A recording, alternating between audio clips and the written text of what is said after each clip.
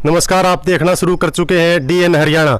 DN Haryana की team आज पहुंची है देश के महान खिलाड़ी योगेश्वर दत्त, जिन्होंने देश को विभिन्न स्पर्धाओं में स्वर्ण पदक दिलाया। इन्होंने बहुत सारे स्वर्ण पदक दिलाए, कांस्य रजत पदक दिलाए, और जो हमारे देश के महान खिलाड़ी हैं आज उनसे हम खास मुलाकात पे पहुंचे हैं। उनके जो एकेडमी है, एकेडमी पर उनसे पूछेंगे, जो इतना बड़ा समृद्ध होते हुए भी है, सब हर तरह से समृद्ध होते हुए कि धन धान्य से पूर्ण, और एक डीएसपी की नौकरी इन्होंने छोड़ी, क्यों छोड़ी, वह किस चीज़ को लेकर ये समाज सेवा में आए, डीएसपी की नौकरी और इतना धन होते हुए भी राजनीति में आए, कि ये कारण था इसके पीछे। नमस्कार भाई जी। भाई राम राम भाई राम। भाई जी, आप डीएसपी थे और धन धान्य से परिपूर्ण था पूरा परिवार आपका, जो आप समाज सेवा के लिए राजनीति में आए, इसके पीछे क्या कारण था? देखिए, कुश्ती में बहुत ज़्यादा मान सम्मान मिला मेरे को। मैं देश के लिए मैंने मेडल बहुत ज़्यादा जीते और पूरे देशवासियों ने मेरे को सर आँखों में बैठाया। सरकार ने भी बहुत ज़्यादा मान सम्मान दिया मेरे को, और किसी तरीके कोई कमी नहीं थी। हरियाणा पुलिस में मैं डीएसपी था, एसपी बनने वाला था, पर मेरा यही था कि क्योंकि ना पैसे की लालसा है, ना पहले कभी रही जी। क्योंकि पहले भी माता पिता अध्यापक थे और जी। संस्कार में वो चीज़ें मिली हैं कि हमें पैसे के पीछे नहीं भागना, हमें अच्छे कर्म करने हैं, लोगों की सेवा करनी है। क्योंकि सबसे बड़ा हमारा जो धन होता है वो लोगों की सेवा जी, एक अच्छा इंसान बनना। और राजनीति में मेरा मकसद यही था, ना कि पैसा कमाना। और ये चीज़ें मैं मानता भी नहीं कि हम गलत तरीके से कोई पैसा कमाएं। कभी भी मेरा, जहाँ तक मेरे को याद है, आज तक किसी का बेईमानी का एक पैसा भी मैंने नहीं कमाया है जी। और राजनीति में आने के यही है कि मेरे को लोगों की सेवा करनी है, जो कि यहाँ की दिखते हैं। किसानों की समस्या हो, गरीब परिवार, गरीब मजदूरों की समस्या हो, वो दूर करने की कोशिश करनी है। खेलों को बढ़ावा देना है, शिक्षा को बढ़ावा देना है, और वो चीज़ें हम करके रहेंगे। पहले भी उस चीज़ों में हमारा पूरा ध्यान था, खेल में ध्यान था।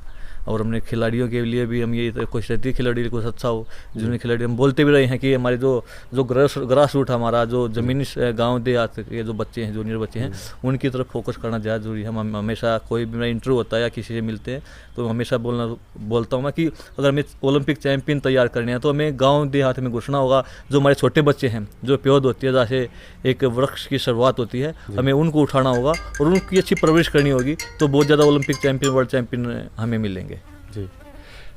सर, जैसे कि हम आपके हल्के में घूम रहे हैं, आपका हल्का बिल्कुल पिछड़ा हुआ है। अभी कृष्ण हुड्डा का जो निधन हुआ है, इसके बाद विधानसभा सीट खाली है और अभी विधानसभा का बाई इलेक्शन होना है, उसके लेकर आपकी क्या तैयारियां हैं? देखिए, अभी सबसे पहले तो कोरोना महामारी से पूरा विश्व दुखी है और परेशान है, और उसमें हिंदुस्तान भी है और बड़ौदा हल्का भी आता है। पर सबसे पहले तो मैं इस बीमारी से जीतना है, उसके बाद इलेक्शन है, और इलेक्शन अभी डिक्लेयर नहीं हुआ है कि अब तक कितना टाइम लगेगा, क्योंकि अब तो फिलहाल तो कोरोना से जंग लड़ रहे हैं, हमें इससे जीतना है। पर मेरा यही है कि इलेक्शन हारते मैं 2019 में मैं लोगों से मिला, जो मैं स्टार्ट किया था, जो लोगों की परेशानियां हैं दिखते हैं उनको दूर करने की मैंने कोशिश की है सरकार से मिल के, उनके माध्यम से, और कुछ चीज़ें हुई भी हैं। और अब लॉकडाउन में हैं, उसका पालन करते हुए कोई समस्या होती है मैं फ़ोन पे पूछता हूँ, मेरे पास फ़ोन आते हैं, या कोई मिलने आता तो 1 या 2 इंसान पूरा सोशल डिस्टेंसिंग का पालन करते हुए उनसे हम मिलते हैं, ज़्यादा भीड़ नहीं करते।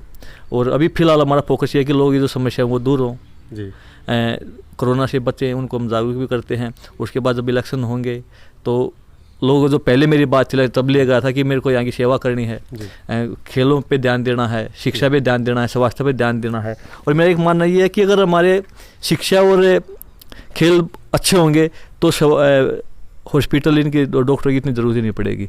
देखिए सर, हम आपके हल्के में घूमे हैं, आपके हल्के में न तो शिक्षा के लिए कोई कॉलेज है, बड़े बड़े गांव आपके हल्के में आते हैं, जैसे गढ़वाल है, बोर्ड है, और इधर रंडाना गांव है, इनके अंदर शिक्षा के लिए कोई भी मतलब ऐसी संस्था नहीं है जो लोगों के मतलब जो लड़कियां हैं वो बढ़ने के लिए जा सकें। तो इसके लिए क्या करेंगे आप? देखिए, बिल्कुल मैं पीछे मुख्यमंत्री जी से मिला था, और क्योंकि मैं पहले भी बोला था इलेक्शन में भी कि यहाँ पे बड़ौदा हल्के में कोई भी लड़कियों के लिए कोई कॉलेज नहीं है, उस पर हमें फोकस करना है, ध्यान देना है। और मैं पीछे मुख्यमंत्री जी से, मैं मनोहर लाल जी से मैं मिल के आया, तो मैंने उनको अपनी समस्या, हल्के की समस्या बताई थी कि यहाँ पे सबसे बड़ी समस्या ये है कि हमारी जो बहन बेटियाँ हैं वो दूर जाती हैं पढ़ने के लिए, कि बड़ौदा हल्का में कोई भी कॉलेज नहीं, अच्छा कॉलेज होना चाहिए यहाँ पे, जिससे हमारी बहन बेटियों को दूर नहीं जाना पड़े। और उस पर हम पूरा काम करेंगे। शिक्षा की बात हो, खेलों की हो, स्वास्थ्य की हो, उसके लिए हम पूरे प्रतिबद्ध हैं, और वो काम हम करेंगे कि हमारी बहन बेटियां हैं, हमारे युवा साथी हैं, उनको हर चीज़ हल्के में ही मिले। सर, जैसा कि आप देख रहे हैं कि विधानसभा नज़दीक है, चुनाव जो, अब लोगों को क्या संदेश देना चाहोगे डीएन हरियाणा के माध्यम से? देखिए, अभी कोरोना है, जी पहले ये है कि कोरोना से बचाव बहुत ज़रूरी है। जी हमने अपने आप को, अपने परिवार को बचाने से हमने देश को बचा लिया। सबसे बड़ी यही है कि हम बाहर ना जाके अपने आप को बचाएं, घर पे रहें।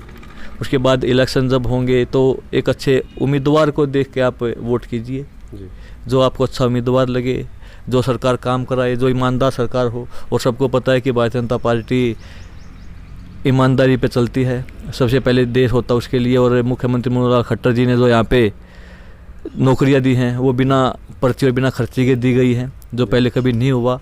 जो योग्य है वो जो उसको जॉब मिलती है। और भ्रष्टाचार बहुत काफ़ी हद तक कम हुआ है। हम उन्हीं मुद्दों को लेके इलेक्शन में भी जाएंगे।